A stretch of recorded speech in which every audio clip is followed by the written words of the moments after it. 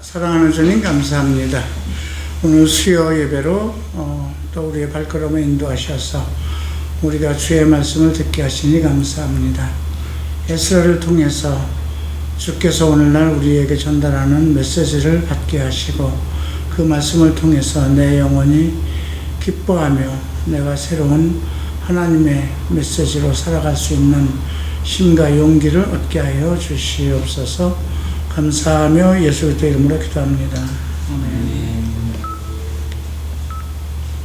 자, 오늘 에스라서 마지막 부분이죠. 8장부터 맞죠? 8, 9, 10장을 함께 보겠습니다. 자, 먼저 오늘 마지막 부분을 살펴보는 데 있어서 1장부터 좀 전반적인 것을 좀 살펴볼까 합니다. 바사왕, 페르시아 왕이죠.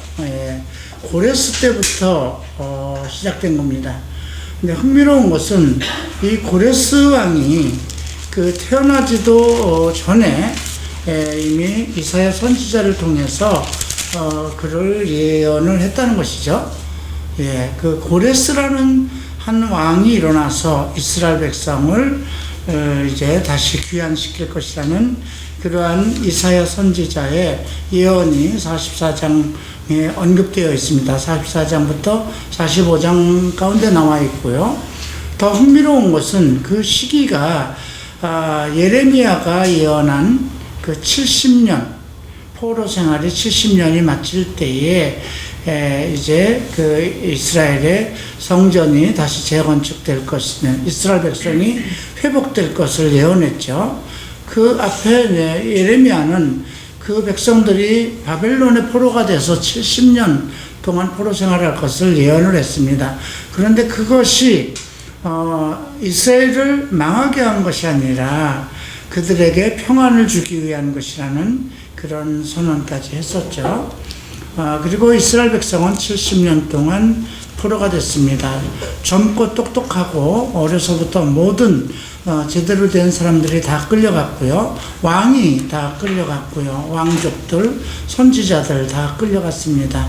어린아이나 불구자나 노인들만 이제 예루살렘 본토, 그러니까 본고장이라고 그러죠. 거기에서 그냥 살아남아 있었던 것이죠.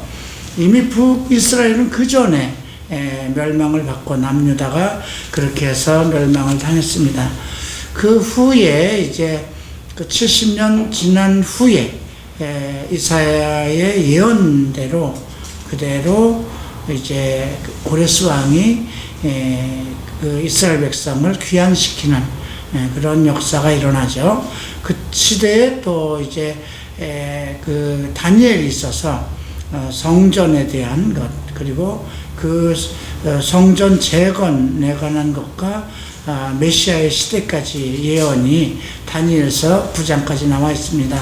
그래서 우리가 이제 에스라나 느헤미야 이런 것을 공부할 때는 이사야서 또 다니엘서 또 에스겔서까지 같이 종합적으로 살펴보면서 그것이 이스라엘의 성전 건축과 함께 마지막으로 이제 예수 그리스도께서 오시는 그 시대, 그리고 그 안에 이제 적그리스도가 출현하는 그런 문제까지 언급되어 있기 때문에 우리가 총체적으로 하나님의 주권적인 사역이 어떻게 이루어지고 있는가, 그런 것을 이제 살펴볼 수 있는 것이죠.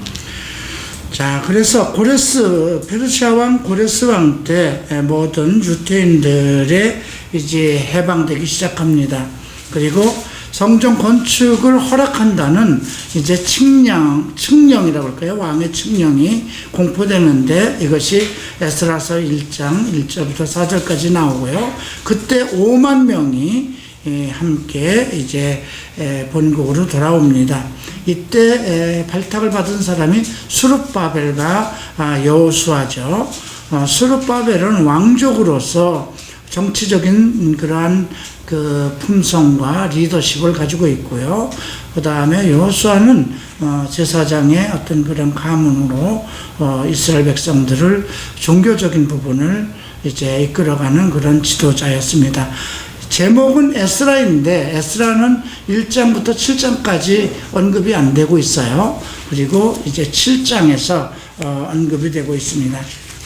자, 이제 2장으로 넘어가서 보면 그 많은 사람들이 이제 그 한 5만 명 되는 사람들이 돌아오는데 첫 번째 그 조직이 돌아오는 사람들이 이제 대제사장들, 레위 지파와 제사장들이 이제 들어오기 시작합니다. 그들이 한 200여 명 그 이제 명단들이 나오고 있고요. 2장 3절부터 35절까지는 백성들이 언급되고 있어요. 그리고 36절부터 63절까지는 제사장들과 레위인들과 성전지기들, 특별히 니비듬이라는 그런 사람들이 언급이 되어 있고요. 그 2장 63절에서 이제 특별하게 그 61절부터 63절까지 특별한 일이 나오는데 그 바르실레 사람, 길르앗 사람, 바르실레 사람 딸 중에 하나로 아내를 삼고 바르실레 이름으로 이름한 자가 나타나는데 제사장이 그 계보에 없었어요. 그래서 우림과 둠빔을 가진 제사장이 일어나기 전에는 그 지성물을 먹지 못하게 하는 그러한 일들도 기록되어 있고요. 68절부터 70절까지는 그 많은 사람들이 자기의 역량대로 그 하나님 앞에 예물들과 제사장의 옷들을 헌물한 것들이 언급되어 있습니다. 그 다음에 70절 보면 제사장들과 레위 사람들과 백성, 노래하는 자들과 문지기, 느디님 사람들이 본성에 거하고 이스라엘 무리도 이제 본성, 예루살렘 그 지역으로 들어왔다는 내용이 기록되어 있습니다. 3장을 보겠습니다. 3장에서 본성이라는 말이 나오죠. 예루살렘입니다. 그리고 7월에 도착을 했습니다. 4개월 동안의 여정이었죠. 정말 그 여러 가지 회방과 짐승들과 교통도 안 좋은데 그 지역에서 이스라엘 본성까지 오는데 4개월이 걸렸다는 것은 나름대로 그들이 정말 하나님을 향한 본성을 향한 열정이 있었다는 것이고요. 그 다음 그들이 먼저 돌아와서 근데 돌아와 보니까 아주 그냥 형편없어요. 황폐가 그냥 다 황폐해졌어요. 뭐 경작도 안 됐고 농사도 안 짓고 그랬던 거니까. 근데 그것이 왜 그렇게 됐냐면 이스라엘 백성은 7년에 한 번씩 땅을 쉬게끔 돼 있어요. 안식년이 있었어요. 근데 이스라엘 백성들이 그 490년 동안 땅을 쉬지 않았어요. 그 율법에는 이제 7년에 한 번씩 땅을 쉬게 돼 있는데 490년 동안 땅을 쉬지 못하게 해서 그것이 70년이었어요. 그래서 70년 동안 땅을 쉬게 하기 위해서 이스라엘 백성을 전부 다 묶어서 포로가 되게 한 거거든요. 그러니까 그 당시 율법이 하나님께서 선포하신 거기 때문에 그대로 실행돼야 된다는 거예요. 네, 그런 것들을 이제 생각하면 70년 동안 땅이 완전히 그 황폐되었고 그 본성이 다 허물어지고 그런 상황이었죠. 그리고 또 성읍들이 거의 다 이제 성읍들과 그 외곽들 성들이 전부 다 파괴된 상태였었고요. 질서는 없었고요. 사람이 어떤 통치자가 있어서 그들을 지배하고 그래야 되는데 노인들과 병약한 사람들만 남겨놓고 있었던 그런 상황이라 질서는 잡히지 않았었고 종교적인 문제도 없었어요. 그냥 어떤 종교적인 도덕적이고 어떤 예법 그러한 하나님께 예배드리는 그런 상황도 없었던 그러한 완전히 초토화되어 있는 그런 상황에 5만 명이 이제 본성으로 들어왔던 것이죠. 그래서 이들이 제일 먼저 한 것은 무엇일까요? 제일 먼저 한 것은 종교적인 문제부터 하나님과의 관계부터 먼저 설정을 했다는 것입니다. 땅을 다시 일으키고 성전을 다시 외곽을 살피고 그런 것보다는 하나님과의 관계를 먼저 이제 우선적으로 관심을 갖게 되는데, 그것이 제일 뭐냐면 성전 토대를 놓는 거였어요. 예. 그리고 그 역사를 이제 바르게 성전을 세우는 그 방법에 따라서 성전을 세우고, 그 다음에 예법에 의해서 정해진 대로 이제 제물을 드리고, 그리고 절기를 지키고, 그 다음에 성전 재건을 위한 모든 헌물들을 전부 다 가져왔죠. 그리고 그들 속에는 그 성전이 폐허됐다는 70년 동안 하나님의 성전이 완전히 파괴되고 본성이 초토화되고 이스라엘의 모든 역사가, 과거의 찬란한 역사가 다 이제 무너진 그 상태에서 엄청난 그 슬픔을 가지고 있으면서도 다시 우리가 성전을 짓는다는 기쁨 속에 이제 부풀게 됐죠. 그래서 그 성전 토대를 놓는 것 그 정도도 정말 얼마나 기쁜지 그들이 그 자기들 일생의 가장 작은 일처럼 여기면서 그 성전 토대를 놓았다는 그 내용들이 3장에서 언급되고 있고요.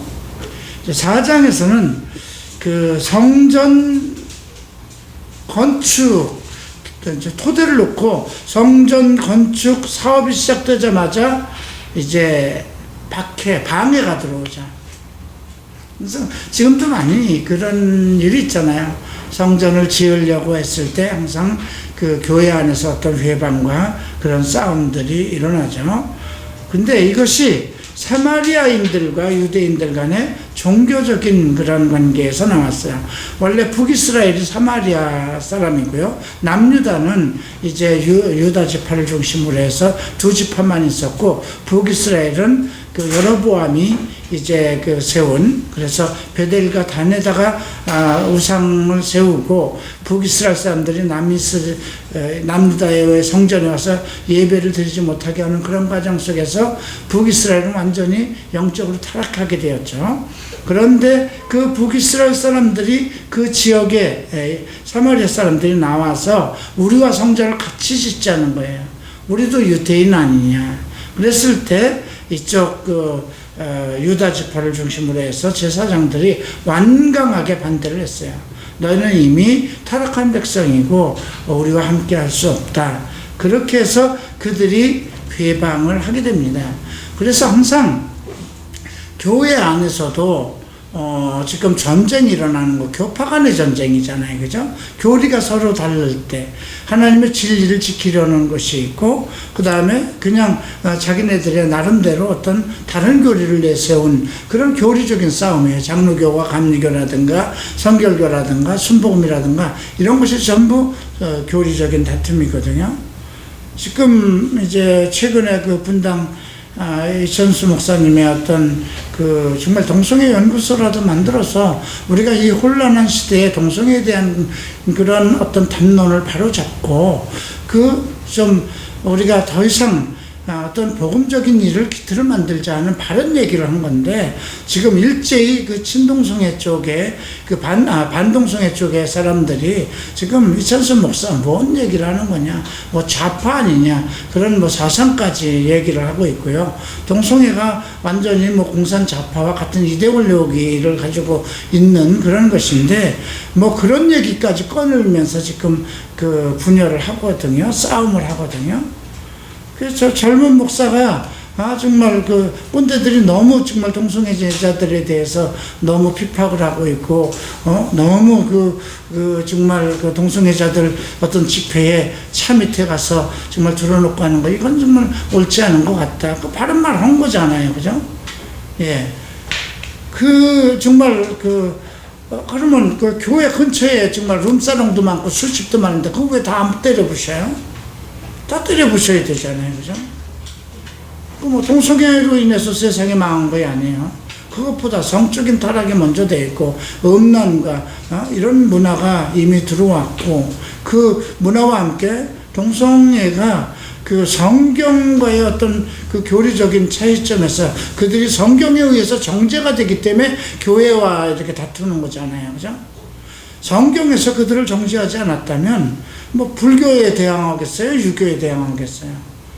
근데 그거는 인권 문제로 이제 사회적으로 문제가 되는데 성경에서 율법으로 동성애를 정죄했어요. 그러니까 그거는 하나님이 정죄를 한 거잖아요. 그러나 그 정죄의 목적은 뭐냐면 그리스도의 날에 그들도 모든 죄인을 회복시킬 때 그들에게도 은혜의 복음을 전달해서 그들로 하여금 다 하나님 앞에 나오게 하기 위한 하나님의 계획이었다는 것이죠.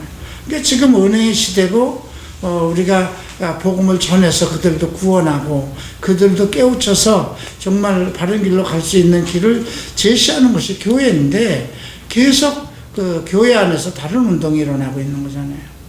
지금 이런 이스라엘 역사 속에서 나타나는 것과 똑같은 거예요. 그럼에도 불구하고 지금 유다 백성들은 어떤 율법적인 바른 교리 속에서 자기들은 그 혈통을 지켜왔는데 북이스라엘 사람들이 영적으로 타락한 사람들이 같이 성전을 짓자고 했을 때 완벽하게 그들은 그것을 이제 거부했죠. 그걸로 인해서 바사 왕에게 그들이 이스라엘 사람들이 북이스라엘 사마리아 사람들이 청원서를 냅니다. 과거에 이 민족이 얼마나 부강했던 걸 아느냐.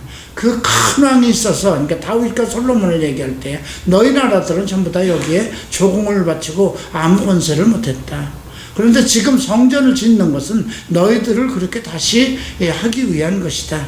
그렇게 해서 이런 모든 과거의 내용들을 역사를 조사해봐라. 그 역사를 다 보면 그런 너희들이 그 다윗과 솔로몬 시절에 그 조공을 바치고 그들에게 굴복했던 그 내용들이 나올 것이다. 이러한 것을 왕에게 청원을 함으로 인해서 성전이 중단되게 바사 왕에 의해서 중단이 됩니다. 5장으로 넘어가죠. 그때부터 이제 5장 이제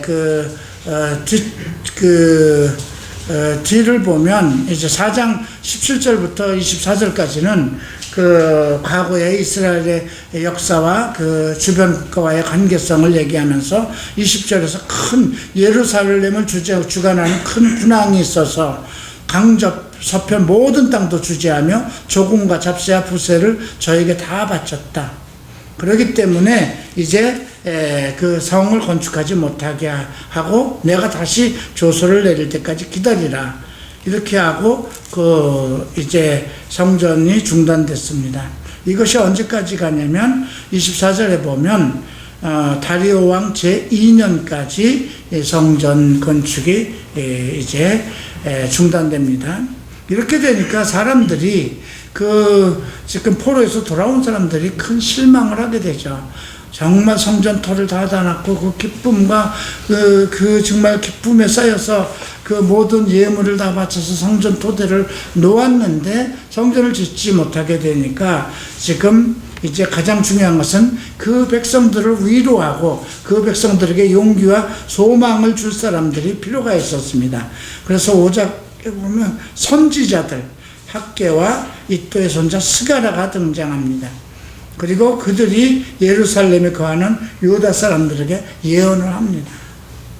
그러니까 우리가 어떤 교회와 관련돼서 정말 외부의 핍박을 받을 때 그 성도들이 그 믿음을 지킬 수 있는 것은 하나님의 말씀을 바르게 가르치고 전달할 수 있고 그 말씀 속에 살아있는 계시를 전할 수 있는 예언자가 필요하다는 거예요. 그러니까 예언이라는 것은 그들이 어떠한 그 당시의 상황에 대한 그 생활 속에 있는 예언을 하는 것이 아니라 하나님께서 하신 말씀 그 성경 속에서 장래에 하나님께서 그 백성들을 어떻게 이끌고 갈 것인가에 대한 그런 예언들이거든요. 근데 이제 이 학개가 이제 예언서에 또 나오지만 스가랴가 이제 하나님의 이름을 받들어 유다와 예루살렘에 거하는 유다 사람들에게 예언을 하였고 그걸로 인해서 이제 용기 정말 이렇게 의기소침했던 스룹바벨과 예수아가 일어납니다. 예수아는 여호수아라는 같은 발음입니다. 그래서 예루살렘 하나님 전건축하기를 시작하고 선지자들도 함께 이제 돌보기 시작합니다. 그리고 이제 그때 하나님께서 유다 장로들을 돌보는 내용이 나오고요. 그래서 이제 그 다리오 왕에게 편지를 쓰기 시작합니다. 이제 왕이 시대가 바뀌었죠. 그러니까 우리가 통치라는 것은 매우 중요합니다. 지금 우리나라도 지금 과도기에 있잖아요. 대통령이 바뀔 때마다 우리 교회가 겪어야 되고 우리가 사상적으로 겪어야 되고 여러 가지가 다 계속해서 부딪혀와요. 그죠? 그 영향을 받게 돼 있어요. 통치 권세와 함께. 그럼에도 불구하고 로마서에는 모든 권세가 하나님으로부터 난다고 그랬거든요. 근데 지나고 나면 우리가 왜 이 정부에 그 정말 이 대통령을 뽑았는가? 지나고 나면 항상 후회를 하잖아요. 그죠? 근데 그 대통령을 뽑을 때는 그 대통령밖에 뽑을 사람이 없었어요. 그 상황에서는. 그래서 보세요. 이명박 때도 그렇고, 그 전에 다 올라가서 보세요. 예, 김대중 때도 그랬고, 계속 이어지는 그 상황을 보면, 김영삼, 김대중, 이렇게 이어지고, 박정희로부터 쭉 이어지는 그 상황을 봤을 때, 대통령이 나올 때 그 사람밖에 뽑을 사람이 사실 없는 상황이 돼버리고, 예. 근데 지금도 마찬가지예요. 이런 것이 계속 부딪혀 들어오는데, 그때마다 우리가 해야 될 것이 무엇인가? 상황을 하나님과의 밀접한 관계를 가지고 믿음을 살리고 기다리는 수밖에 없죠. 때를 하나님께서 만들어 가셔야 되는 것이니까. 그래서 이제 6장에 보면 이제 그 성전 건축이 그 3장에서 엄숙하게 정말 이루어진 것이 이제 그 4, 5장에서 이렇게 어렵게 정말 이렇게 중단되고, 그 다음에 이제 그 성전 건축을 다시 하게 되는데, 이것이 과거에 고레스 왕이 이제 포로를 귀환시키고 성전을 건축하라는 그 명령이 한 그 선포가 이제 다리오 왕 때 가서 재낭독이 되는 거예요. 그래서 다리오 왕은 이제 그 새로운 그 고레스 왕을 통해서 반포됐던 그 성전 건축에 대한 것을 다시 이렇게 명령을 내리죠. 그로부터 이제 성전이 이제 필력되기 시작합니다. 그리고 이제 봉헌식이 이제 16장부터 18장까지 제일 먼저 성전 세워지고 나서 성전 봉헌식이 이루어지고요. 유월절을 지키고요. 성전 문을 열어서 모든 사람들이 성전에서 예배를 드리도록 하는 내용이 6장까지 기록되어 있습니다. 7장을 보시겠습니다. 이제 7장에 에스라가 등장해요. 에스라서의 에스라는 7장에 이제 아닥사스다 왕이 이제 또 왕이 바뀝니다. 바사왕. 근데 에스라가 나오고 그는 원래 아론의 16대 손이에요. 제사장이 아론으로부터 시작됐는데, 그리고 비느하스 14대 손이고요. 이제 그런 내용들이 기록이 되어 있고요. 그런데 이때는 이미 정치적인 통치력을 가지고 있는 스룹바벨과 그 제사장의 권세를 가지고 있는 여호수아가 있었는데, 이들은 아주 고령이 되었어요. 아직 죽지는 않았지만 고령이 되어 있었고요. 그리고 학계나 스가랴에 대해서 더 이상 어떤 그 예언이나 이런 것도 끊긴 상태예요. 이때 필요한 사람이 누굴까요? 이제 성전도 됐고, 그 다음에 이제 통치자가 스룹바벨에 의해서 이제 그 하나님께서 스룹바벨을 통해서 그 성전을 짓게 했고, 제사장이 있어서 모든 그 제사에 대한 모든 것을 종교적인 의식 같은 것을 다 할 수 있게 되었고, 예언자들을 통해서 하나님의 말씀을 전해서 그 이스라엘 백성이 소망을 갖게 했는데, 가장 중요한 건 무엇일까요? 그들이 살아가는데 필요한 하나님의 말씀을 밝히 풀어서 가르칠 사람이 필요한 거거든요. 그래서 나타난 것이 이제 에스라가 나타납니다. 나는 지금 우리나라도 이렇게 보세요.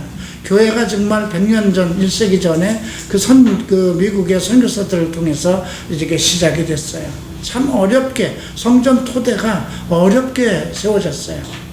정치적인 세력에 의해서 다 순교를 당해야 되고, 성전 토대를 그렇게 아주 순조롭게 된 것이 아니거든요.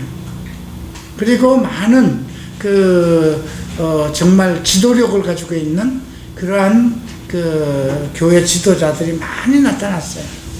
또 예언을 할 수 있는 그런 사람들도 많이 있었어요, 우리 한국교회에. 그래서 교회가 부흥되고 잘 됐어요. 근데 지금 혼란의 시대예요, 가장 영적으로. 교회가 완전히 물질 중심으로 흘러버리고. 왜 그럴까요? 학자가 없어서 그래요. 그 학계에서 우리가, 그래서 성경이 그렇게 선포하잖아요. 내 백성이 지식이 없어서 망한다는 거죠. 지식이 없으면 망하는 거예요. 여러분들이 왜 공부를 합니까, 열심히? 지식을 터득하고 그 지식을 가지고 세상을 살아가기 위해서 우리가 지식을 연구하는 건데, 믿음의 백성들이, 하나님에 의해서 살아가는 백성들이 어떤 하나님도 믿고 예언도 받아서 소망도 가지고 있고 성전을 향한 기쁨과 열망을 가지고 있고 모든 종교의식에 바른 그러한 생활을 하고 있는데도 가장 중요한 것은 성경적인 지식이라는 것이죠. 네. 그래서 이제 에스라가 등장을 합니다. 그래서 에스라는 자기가 이제 자기에 대한 그런 설명을 하는데요. 이제 7장 10절을 보면 에스라가 여호와의 율법을 연구하였다고 그랬어요. 먼저 해야 할 것이 뭘까요? 연구해요. 하나님의 말씀을 연구해야죠. 연구하는 것은 여러 가지가 있죠. 언어가 아람어로 된 것도 있고, 그렇잖아요? 우리가 성경을 공부할 때 헬라어로 된 것도 있고 히브리어로 된 것도 있고, 이 성경을 어떻게 해석할 것인가에 대한 것, 예언서는 어떻게 보아야 될 것인가 하는 그런 성경을 연구하는 것. 다음에 충분히 연구한 후에는 그 성경 말씀이 내 것이 되려니까 성경을 준행해야 되죠. 생활화해야 된다는 거예요. 내가 배운 것을 생활화해야 되는 것이고요. 그 다음에 율법과 규례를 이스라엘 백성에게 가르치는 것, 알고 터득한 것, 그죠? 배우고 터득한 것을 가르쳐야 되는 거잖아요. 네. 그렇게 결심을 하였다고 그랬고요. 그래서 하나님께서 11절에 보면 여호와의 계명의 말씀과 이스라엘에게 주신 율례의 학사인 학사금 제사장, 그러니까 에스라는 제사장도 되고 학사이기도 했네요. 아닥사스다 왕이 내린 조서 초본은 아래와 같다. 그러면서 이제 아닥사스다가 모든 전권을 완전한 학사 겸 제사장 에스라에게 조서한다고 그랬어요. 하나님의 율법의 완전한 학사 겸 제사장. 겸비한 거죠. 제사장인데도 하나님의 율법에 대해서 정통한, 완전한 그 사람에게 모든 전권을 주고, 레위 사람 중에 예루살렘으로 올라갈 뜻이 있는 자는 누구든지 다 한꺼번에 가라는 거죠. 제사장들을 먼저 보내는 것, 이것이 하나님이 하지 않으면 그렇게 할 수 없는 거잖아요. 어떤 일꾼이라든가 성전을 짓는 사람이라든가 이런 것을 하지 않고 정말 성전을 관리하고 예배를 주관할 수 있는 제사장은 누구든지 다 같이 에스라와 같이 가라.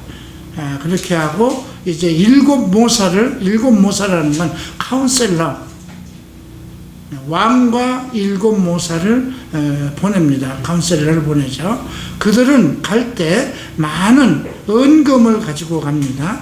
그리고 예물을 갖다가 드리고, 성전에서 쓰는 것은 20절을 보면 왕의 내탕구에서 갖다가 쓰라고 이렇게 왕명이 내립니다.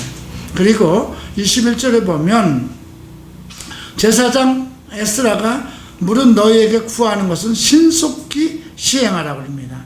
그 목적이 무엇이냐면 왕들을 그 23절에 보면 무릇 하늘의 하나님의 전을 위하여 하늘의 하나님이 명하신 것을 삼가 행하라. 어찌하여 진노가 왕과 왕자의 나라에 임하게 하랴. 만약에 이 성전을 짓지 않으면 하나님께서 진노를 내려서 우리 그 바사왕, 지금 아닥사스다죠, 내 왕족, 내 아들들에게 재앙이 입을 것이라는 거죠. 자, 이러한 것들을 누가 했나요? 결국 하나님의 그 하늘의 왕 하나님께서 그 마음을 그렇게 움직인 것이죠. 자, 이렇게 해서 지금 7장까지 살펴봤고요. 자, 이제 8장 오늘을 보게 됩니다.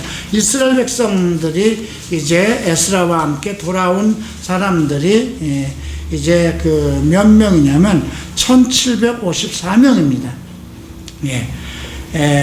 그래서 에스라가 이제 그와 함께 1754명과 함께 이제 본성으로 돌아오죠. 자, 1절 봅니다. 아닥사스다 왕이 위에 있을 때에 나와 함께 바벨론으로 올라온 족장들과 그들의 계보를 언급합니다. 비느하스 자손부터 언급되고 있죠. 예, 그리고 쭉 이제 각 자손들이 언급되고 있습니다.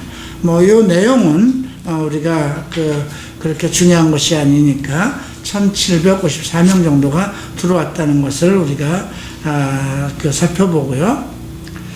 그 다음에 이제 15절에 보면 내가 무리를 아하와로 흐르는 강가에 모으고 거기서 3일 동안 장막에 유하며 백성과 제사장들을 살핀즉 그 중에 레위 자손이 하나도 없었다는 거예요. 종교적인 지도자가 없었다는 겁니다. 3일간 그 강가에서 머무르고 있었어요. 그리고 살펴보니까 그 백성들 속에 제사장, 레위 사람이 없었다는 거예요. 이때 누가 나섰냐면 엘리에셀과 알리엘과 스마야와 이제 이런 사람들이 다 불러놓고 이제 그 지방으로 보내서 그 조장 이또에게 나아가서 이제 하나님의 전에서 수종을 들 만한 레위 사람들을 전부 다 모으라고 그러죠. 네. 그런데 18절 보면 우리 하나님의 선한 손에 도우심을 입고 저희가 이스라엘 손자 레위의 아들 말리의 자손 중에서 한 명천한 사람을 데려오고 세레바와 그 아들들과 형제 18명 이렇게 해서 레위 사람을 데리고 오는데 하나님의 선한 손에 도우심이었다는 거예요. 그러니까 이스라엘 백성들이 함께 성전 본성으로 돌아오는데 에스라가 들어올 때 그 상황에서 에스라를 도와서 그 성전을 관리하고 할 사람들이 이제 필요한데 한 부분적으로 어떤 집단에서 그 제사장이 보이지 않은 거예요. 근데 그런 것을 발견하고 이 백성들 속에 제사장이 없으면 이들을 하나님한테 어떻게 인도할 것인가 그것 때문에 상당히 이제 고심을 하고 있었던 것이죠.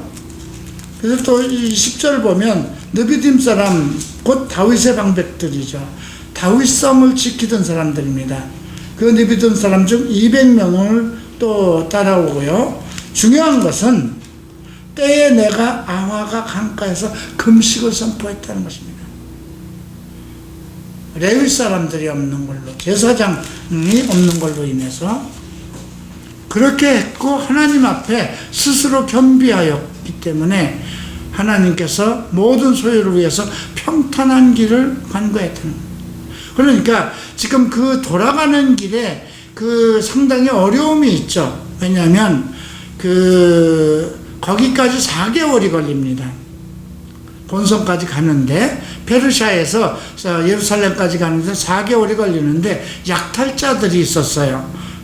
이제 캐러번이라는 그러한 특수한 약탈자들이 있었는데 그들을 이제 그 백성들을 제대로 이끌고 갈 수 있는 그 통솔들, 그리고 그 모든 장비들을 관리하고 갈 수 있는 사람들이 레위 사람만 하나님의 성전에 필요한 것들을 지고 갈 수 있도록 율법이 되어 있잖아요. 근데 레위 사람이 없었기 때문에 이 레위 사람들을 다 모으는데 하나님께서 순탄한 길을 주었다. 그리고 그 다음에 이제 에스라가 금식을 합니다.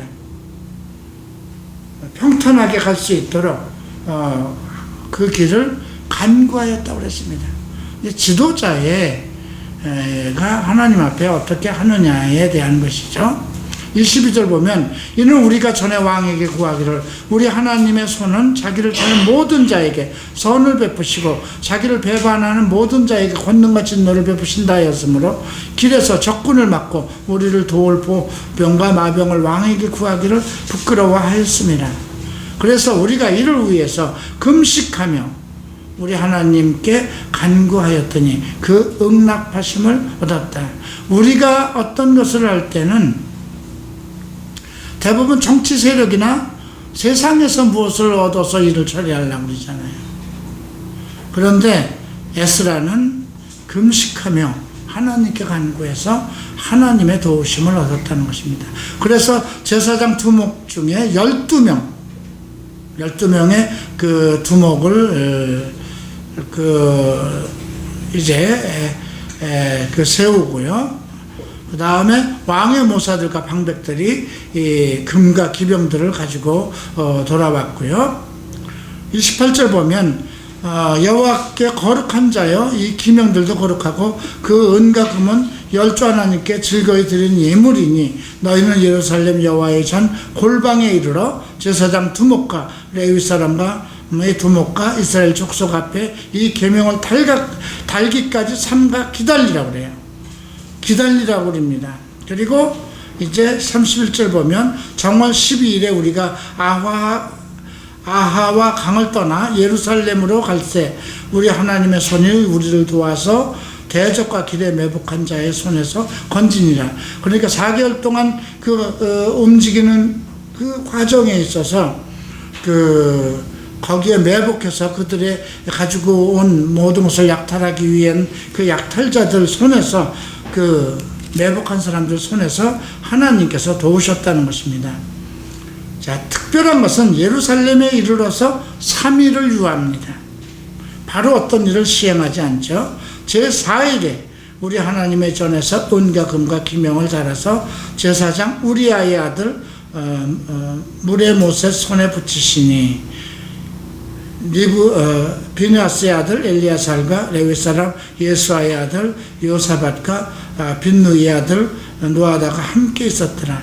이 3일 동안을 충분한 여유를 가지고 휴식을 하면서 그 합당한 사람들을 이제 찾았던 것이죠. 자, 이렇게 해서 모든 것을 하나님의 전을 세우는데 피력을 다했습니다. 이제 9장을 봅니다. 호사다마라고 순조롭게 일이 잘 되면 항상 배반자가 나타나죠. 9장 1절 보면 이 일 후에 제 백성들이 내게 나와 가로되 이스라엘 백성과 제사장과 레위 사람들이 이 땅 백성을 떠나지 아니하고 가나안 사람과 헷 사람과 브리스 사람과 여부스 사람과 암몬 사람과 모압 사람과 애굽 사람과 아모리 사람의 가증한 일을 행하여 그들의 딸을 취하여 아내와 며느리로 삼아 거룩한 자손의 이방 족속과 서로 섞이게 하는데 방백들 두목들이 이 죄에 더욱 으뜸이 되었다. 그 이스라엘 백성들 중에 제사장도 있었고 레위 사람들도 있었어요.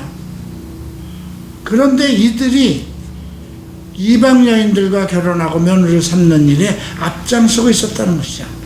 신명기 7장을 보면 또 출애굽기 34장에도 이스라엘 백성은 율법으로 절대 이방인들과 결혼을 못하게 하셨어요. 율법으로 정한 거예요. 그런데도 우리가 좀 아이러니한 걸 보죠. 다윗의 조부 누구죠?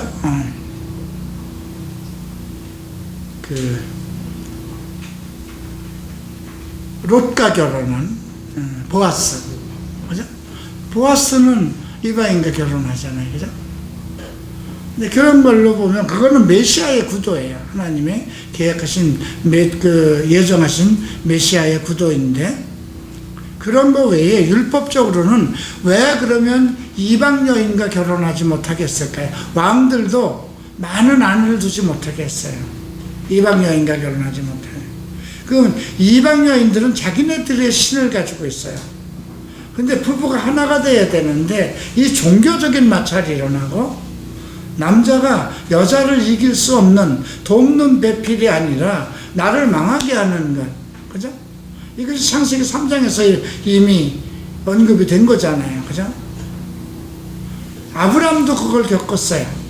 자기 사랑하는 아내가 얘 말로 그 하갈 그 종을 취하게 해서 하나님의 말씀에 대한 충분한 이해가 없는 그런 상황에서 그 여인들이 항상 어떤 의견을 제시해서 결국 이스마엘을 낳고 이런 문제가 계속 일어나잖아요. 근데 그런 것들이 있어서, 근데 이걸 보고 3절에 보면 내가 이 일을 듣고 속옷과 겉옷을 찢고 머리털과 수염을 뜯으며 기가 막혀서 앉았다는 거죠. 이게 에스라의 믿음이었어요. 불의에 대해서 용납을 하지 않는 거예요. 견딜 수 없는 거예요. 율법을 거스리는 자에 대해서는 용납이 안 되고, 정말 자기 머리털과 수염을 뜯고 기가 막혀 앉으니, 이에 이스라엘 하나님을 말씀을 인하여 떠는 자가 이 사로잡혔던 자의 죄로 인하여 다 내게로 모여오더라. 그냥 견딜 수 없이 애통을 하고 머리를 뜯고 정말 하나님께 탄식을 하니까 그 하나님의 말씀에 의해서 복종하던 자들이 무릎을 꿇고 전부 다 나와서 함께 손을 드는 겁니다. 그때 이제 여호수아가 6절에서 이렇게 말합니다. 나의 하나님이여, 내가 부끄러워 낯이 뜨뜻하여 감히 나의 하나님을 향하여 얼굴을 들지 못하오니 이는 우리 죄악이 많아 정수리에 넘쳐 우리 허물을 커서 하늘에 미칩니다. 우리 열조 때부터 오늘까지 우리 죄가 심함에 우리 죄악을 인하여 우리와 우리 왕들과 우리 제사장들이 열방 왕들의 손에 붙이사 칼에 죽으며 사로잡히며 노락당하며 얼굴을 부끄럽게 하심이 오늘과 같다. 우리가 하나님을 배반하고 율법을 지키지 않았기 때문에 우리가 지금까지 이러한 수욕을 당하고 있었는데, 이제 우리 하나님이 우리에게 잠깐 은혜를 베풀었어요. 얼마 남겨두어 피하게 하신 우리를 그 거룩한 초소에 박힌 목과 같이 하십니다. 거룩한 그 처소에 박힌 목과 같다는 건 단단하게, 그 많지 않은 사람들로 하여금 얼마 남지 않고 피하게 했다는 건 뭐예요? 그 모든 사람들이 다 타락했지만 그 몇 사람을 하나님께서 특별히 보호해서 그들로 하여금 다시 성전을 일으키게 하고 그 성전에 박힌 못처럼 튼튼하게 했는데, 그리고 우리 눈을 밝혀서 우리로 종로로 타는 중에 조금 소송케 했다. 조금, 그냥 그 많은 무리들 속에 그냥 몇 사람 살려남았다는 거예요. 성전을 온전케 하고 이스라엘 백성을 일으키기 위해서. 우리가 비록 노예가 되었사오나 우리 하나님이 우리에게 그 복역하는 중에 버리지 아니하시고 바사 요랑 앞에서 우리를 긍휼히 여김을 입고 소송하여 우리 하나님 전을 세우게 하시며 그 퇴락하는 것을 수리하게 하시며 유다 예루살렘에서 우리에게 우를 주셨다 했습니다. 살아갈 울타리를 준 거죠. 우리 하나님이여, 이렇게 하신 후에도 우리가 주의 계명을 배반하였사오니 이제 무슨 말을 하오리까. 그 1절에서 보면 이스라엘 백성들과 제사장들이 가나안 사람들과 그 아내로 삼고 그 며느리로 삼은 것을 파지 않고 그대로 유지하고 있었던 거예요. 자, 11절 보면 전에 주께서 우리 종 선지자들로 명하여 이르시되 너희가 가서 얻으려 하는 땅은 더러운 땅이니 이는 그 백성들이 더럽고 가증한 일을 행하여 이 가에서 저가까지 다 그 더러움을 채웠습니다. 그 이스라엘 백성들이 탐하고 했던 그 모든 이방의 주변들은 다 더러운 땅이라는 거예요. 그들이 정말 음행하고 그 율법이 아니라 율법이 없는 그 짐승과 같은 백성들, 그들이기 때문에 가증한 일을 하고, 흰동골짜기라는 그 자기 소원을 위해서는 자식도 불에 태워서 죽이는 그런 일들을 하고, 그 땅이 완전히 더러움으로 채워졌는데, 그래서 하나님께서는 너의 자녀들을 저들에게 주지 말고, 너희 아들들도 주지 말고, 딸들도 데려오지 마라. 그래서 그것이 그들을 통해서 평강과 형통을 영구히 구하지 말라. 그리하면 너희가 왕성하여 그 땅의 아름다운 것들을 먹으며 그 자손에게 유전하여 영원한 기업을 삼게 되리라. 그 가나안 땅의 것을 취하지 말라는 거. 그 가나안 땅의 어떤 여인들과 어떤 교류하지 말고 결혼하지 말라는 거잖아요. 그래야만 그들의 아름다운 것을 너희가 다 받을 수 있다고 했는데, 그거를 지키지 않았기 때문에 이스라엘 백성들이 또 망하고 했는데도 또 지금 성전을 다 건축하고 하나님께 돌아와서 자복하고 잘 살아가려고 했을 때, 또다시 제사장 두목들 중에 우리가 좀 이왕 이렇게 이 아름다운 그 외국 물물도 다 경험했고 우리가 온전한 신앙만 가지고 있으면 되지 않느냐, 그 여인들 우리가 잘 통치해서 가르치면 되지 않겠느냐, 이런 사상을 가지고 그냥 받아들였다는 거예요. 이게 지금도 마찬가지예요.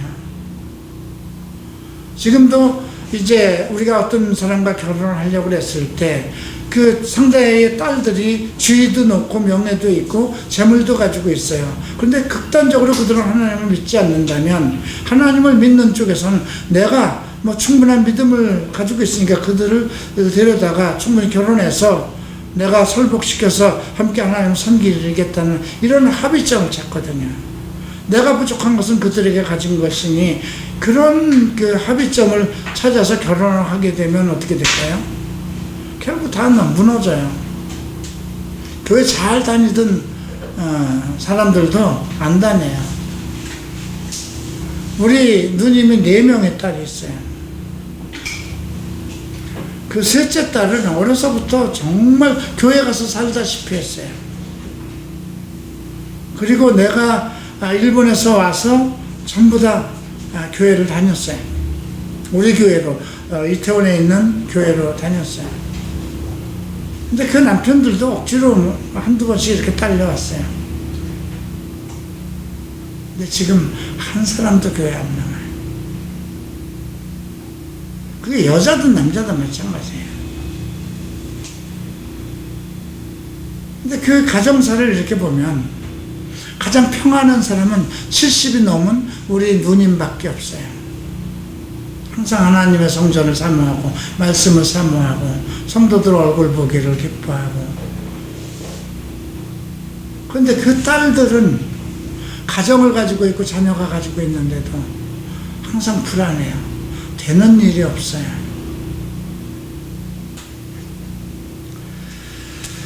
그래서 결혼에 대한 문제는 아주 신중해야 돼요. 정말 하나님을 믿는 사람들 안에서 이루어져야 돼요.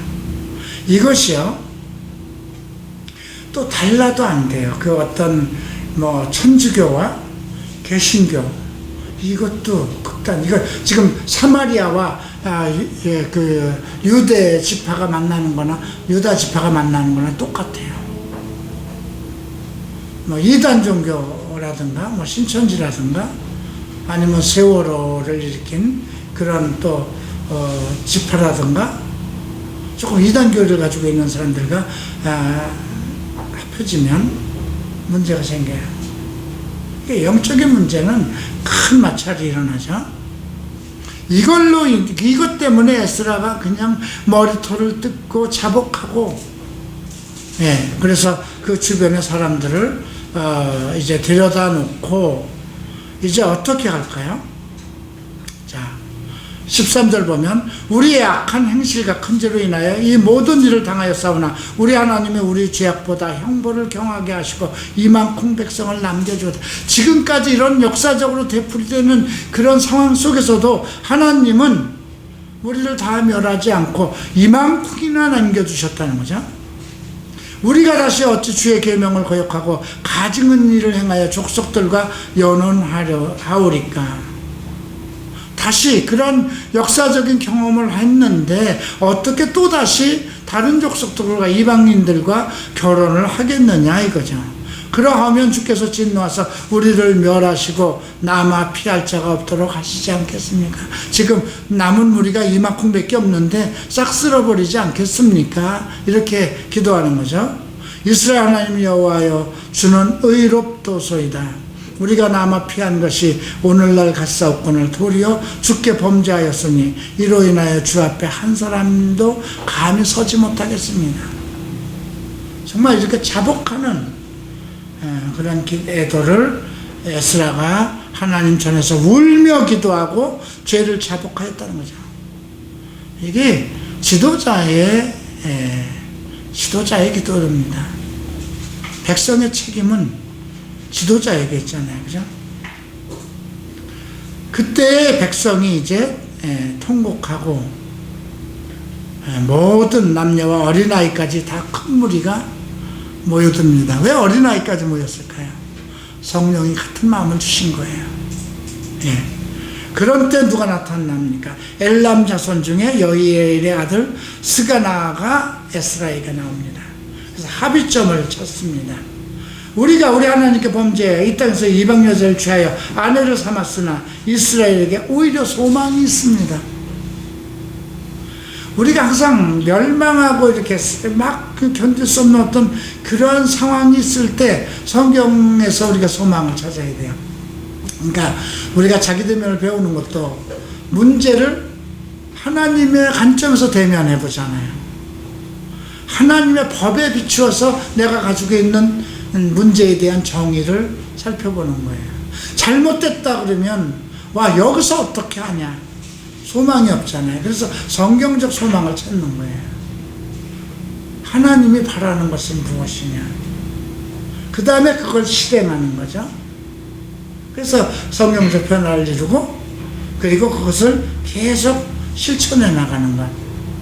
근데 여기에서 그 여이엘의 아들 스가나가 에스라에게 나와서 우리가 하나님께 범하고 이 땅의 여자들을 아내로 삼았으나 이스라엘에게는 오히려 소망이 있습니다. 위기지. 위기를 바꿀 수 있는 위기 때가 전환점이 될 수 있어요. 참 절망 가운데 있을 때 항상 바다 끝에 있을 때, 땅 끝에 있을 때 오직 바라는 게 하나님밖에 없잖아요. 그죠? 제가 오갈 데 없을 때 일본에서 방향도 없고 갈 방편도 없고 무엇을 해야 될 소망도 끊어지고 모든 것이 다 끊어져 버렸을 때 오직 기도할 것이 하나님밖에 없었던 거예요. 어떻게 하겠습니까?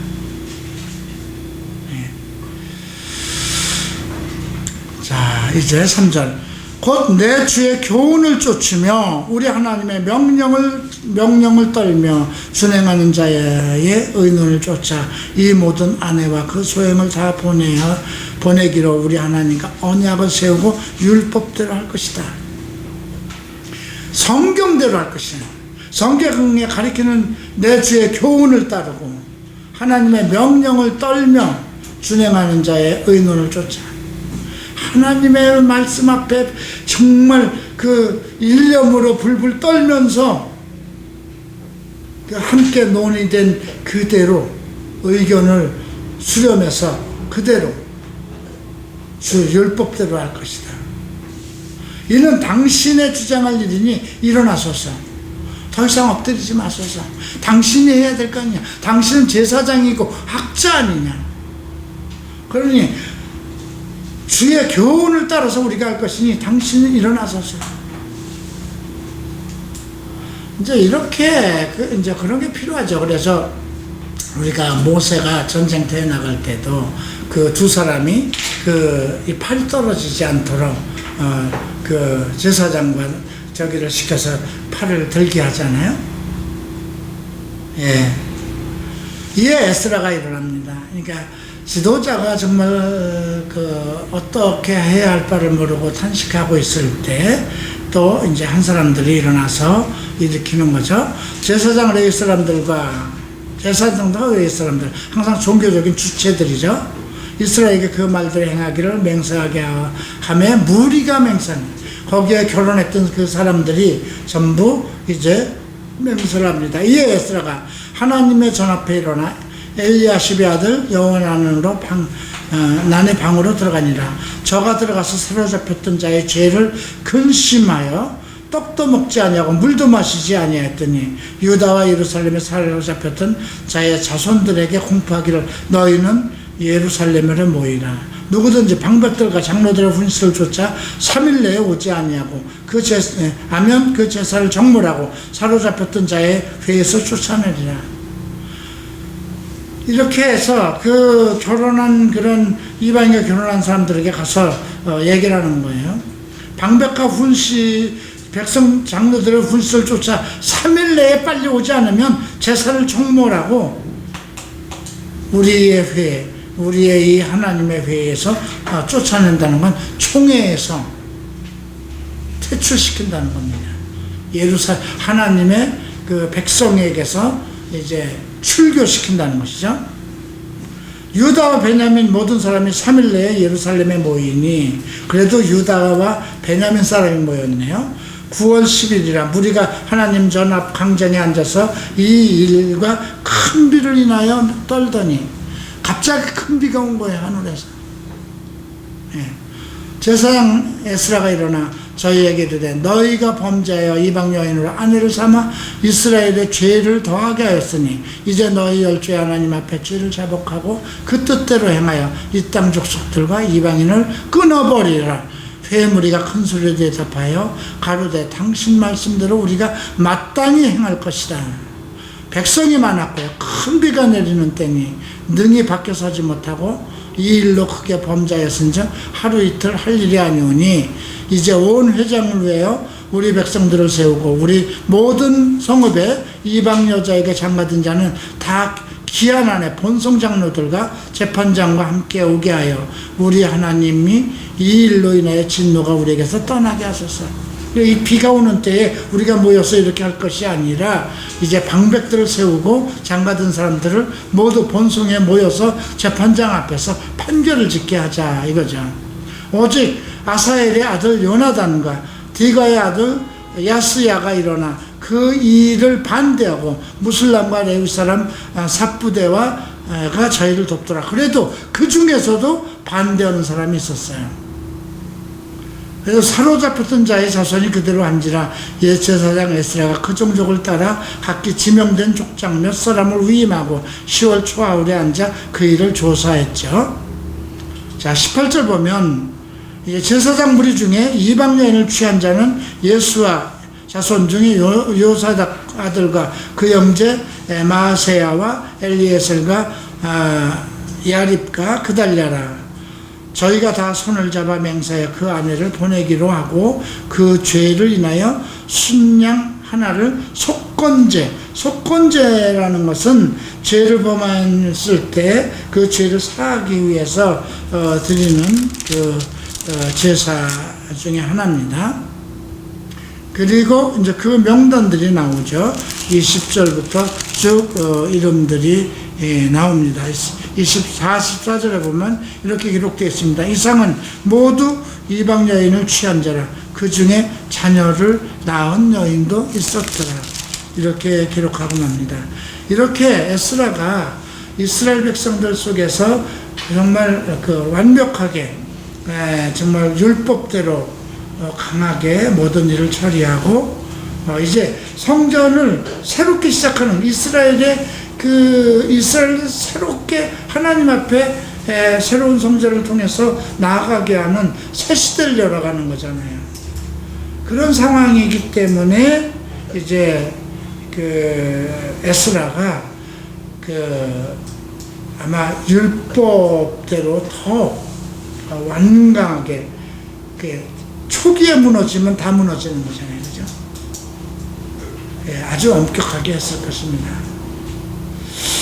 이제 이런 것을 통해서 우리가 하나님 앞에 어떤 것을 하나님 앞에 우리가 헌신을 할 때 지도자는 그 성도들과 그의 백성들이 흐트러진 삶, 세상과의 삶, 지금 우리가 뭐 이방인들과 결혼하고 믿지 않는 자들과 결혼한다는 개념 이런 것이 아니라 이방 문화를 받아들이고 하는 것들, 그죠? 이방 문화가 뭘까요? 우리 그리스도인으로서 합당하지 않은 것들, 뭐 술과 담배와 뭐 음행과 이런 것들을 일삼는 것, 이런 거에서 아주 완강하게 지도자가 어떤 결정을 내리지 않으면 그건 누룩이잖아요, 그죠? 너희는 누룩이 없는 하얀 가루인데 그 작은 누룩이 전체를 다 버리게 하는 거예요. 이것은 매우 중요하다고 생각합니다. 제가 최근에 와서 점점 이 부분에 대해서 엄격해지려고 합니다. 예. 아무리 많은 속에서 많은 무리가 모였다고 하십시다. 우리가 앞으로 성전이 다 꽉 찼다고 하십시다. 뭐 그 어떤 방법으로 뭐 이 교회는 다 와서 어떤 생활을 해도 좋다는 그런 개념 속에서 우리 교회로 이제 사람들이 모여들고 그냥 그들이 장차 뭐 조금씩 좋아질 것이라는 그런 개념 속에서 어떤 잘못을 해도 눈을 감아주고 그냥 넘어간다면 어떻게 될까요? 그래서 오늘 이 에스라 7장부터 10장까지를 보면서 지도자는 성경대로 해야 되는 거구나. 잘못하는 것에 대해서 엄격의 잣대를 무엇으로 대할 거예요? 사랑하고는 그러니까 사랑이라는 게 무엇인가 생각해야 돼요. 잘못 가고 있는 내 자식을 마음대로 살아가게 내버려 두는 것이 사랑이냐? 그를 책망해서 그 버릇들을 고쳐주는 것이 사랑이냐 생각해야 돼요. 하다못해 여러분들이 카톡에서 사용하는 어떤 언어라든가 바람직하지 않은 것이 올라왔을 때 제가 막바로 제재를 합니다. 그 제재할 수밖에 없는 거잖아요, 그죠? 그 상황을 보면 왜 그런 글이 올라와야 되는가? 근데 앞으로 이런 것들을 너무 이현우 목사가 너무 과민하게 하지 않느냐? 아니에요. 그런 거를 엄격하게 하지 않으면 어떡하겠어요, 그죠? 그래서 여러분들 오늘 이 말씀을 통해서 나 하나로 전체가 망하게 하지 말라는 것입니다. 나 한 사람의 잘못된 생활로 인해서 전체가 잘못될 수 있다는 거죠. 작은 누룩이 한 덩어리의 하얀 가루를 다 망치게 할 수 있지 않아요. 용납하지 말라는 거예요. 여러분들 우리 지금 기숙사 안에서도 매일 기도회가 있는 걸로 알고 있는데 용납하지 않을 것은 용납하지 말아야 된다는 거죠. 기숙사 안에서도 하나님의 사람으로서 성도로서 거룩함과 의로움을 지키면서 생활을 해야 될 것이라는 거죠. 나의 자유함으로 인해서 다른 사람에게 해를 줘서는 안 된다는 거죠. 그래서 오늘 에스라를 통해서 마지막 부분에서 상당히 좀 우리가 좀 쇼킹한 얘기를 봤는데 하나님께서 모든 것을 다 준비했어도 내부에서 문제가 생기면 끝나는 거죠. 외부에서 외적들이 우리를 침범할 때는 똘똘 뭉치게 되고 있고 하나님께 나아가요. 근데 내부에서 어떤 타락하는 문제가 있으면 다 버릴 수가 있다는 거예요.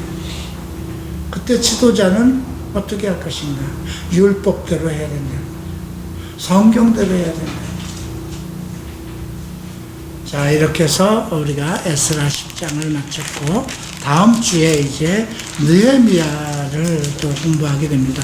원래는 느헤미야 앞에 에스더가 와야 되는 거예요. 시대적인 배경을 봐서는. 근데 이제 에스라 다음에 느헤미야가 오고 에스더는 조금 다른 내용이기 때문에 뒤에 이렇게 편집을 했던 것 같습니다. 자, 이제 마치고 기도하겠습니다. 귀하신 주님 감사합니다.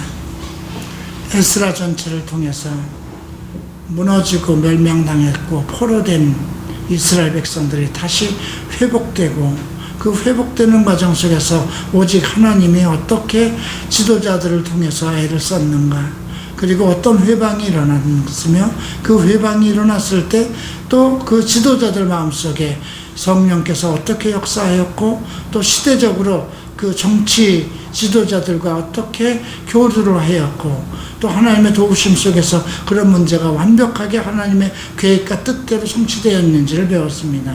그러나 가장 큰 문제는 율법을 어기는, 그 율법을 어겼기 때문에, 그 성경대로 살지 않았기 때문에 70년이라는 포로 생활을 하고 그 억울한, 하나님께 예배도 드리지 못하는 그 애통한 세월을 지냈음에도 불구하고 그들은 다시 새로운 성전에서 새로운 출발을 함에 있어서 다시 비성경적인 생활로 돌아갔던 것을 우리가 발견합니다.